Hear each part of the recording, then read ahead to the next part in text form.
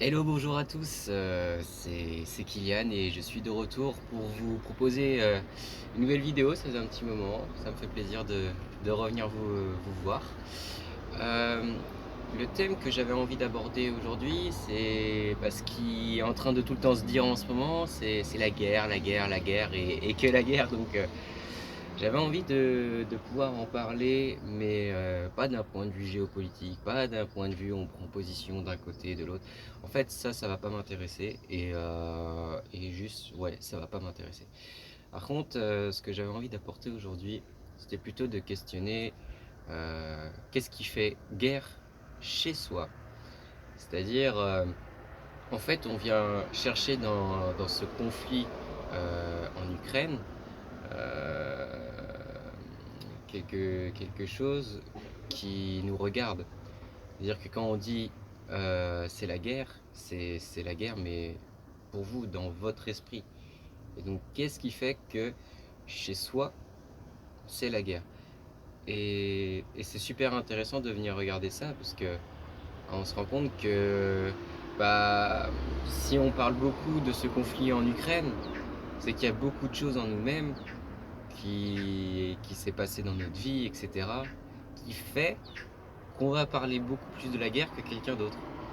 Je veux dire, si t'as jamais rencontré la guerre dans ta vie, si on t'a jamais dit ou expliqué ce que c'est que être en guerre ou être en colère, etc., bah, tu peux pas l'identifier, tu peux pas le comprendre.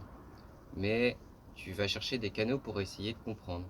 Et peut-être que du coup, vous avez beaucoup de mal à vous identifier sur ce qui vous met en colère. Et du coup, c'est beaucoup plus facile de venir dire ouais, il y a un conflit en Ukraine, etc.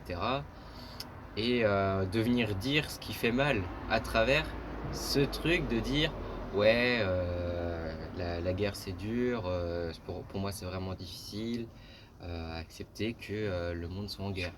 Mais le monde, c'est pas le monde qui est en guerre, c'est vous qui êtes en guerre.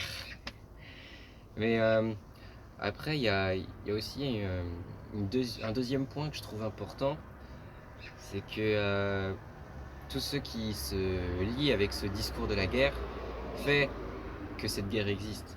C'est-à-dire que s'ils étaient que deux ou trois à prévoir la guerre dans le monde, aussi puissants qu'ils sont, s'il n'y a personne pour aller la faire, s'il n'y a personne pour pouvoir déclencher, bah en fait il n'y en a pas de guerre.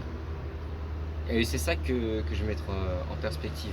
C'est que parce qu'il y a des gens qui relayent, qui disent qu'il y a la guerre, que dans nos esprits il y a la guerre. Pourquoi? Tout simplement, vous voyez bien qu'il y a des conflits par exemple dans d'autres pays, qu'il y a pu y avoir en Irak ou dans d'autres pays, et on n'en avait pas fait tout un foin qu'il y avait la guerre. C'est le fait que ce soit à nos frontières, à nos portes, comme certains disent plus, mais en réalité il y a quasiment autant de kilomètres entre l'Ukraine et ces pays-là à quelque chose près. Donc c'est intéressant à repérer ça de manière un peu sociologique. Et ce que je veux dire dans tout ça, c'est que une fois que vous avez pu identifier ce qui vous met en colère, ce qui vous met dans ce discours de guerre, dans ces retranchements, dans ces difficultés-là, du coup c'est là que vous allez pouvoir agir sur là où vous devez vraiment être en colère, sur les gens qui ont abusé de vous, sur les gens qui vous ont fait du mal, etc. Et c'est ça qui est intéressant et qu'il faut regarder tranquillement. Et, et voilà. Mais pour conclure tout ça, s'il fallait apporter un beau message, un truc cool, euh, c'est que pour lutter le mieux possible contre cette énergie-là, évidemment, c'est d'essayer de vivre le plus possible avec l'énergie d'amour et de vibrer avec ça, de se dire aujourd'hui c'est une belle journée, par exemple cet arbre qui est juste derrière, qui est magnifique, qui est en train de fleurir. Enfin, on a tout un paysage et tout un monde qui est en train de refleurir. Et il y a plein de gens qui sont plus sur ces discours-là, à vivre, euh, à vivre des choses belles et, et plutôt regarder ces choses-là et, de se dire qu'on a la chance d'être en vie, la chance de vivre ce qui se passe en ce moment, que en vrai on est dans une période où on a rarement été aussi heureux.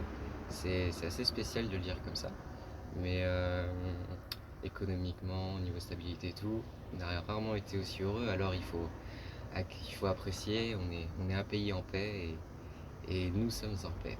Voilà.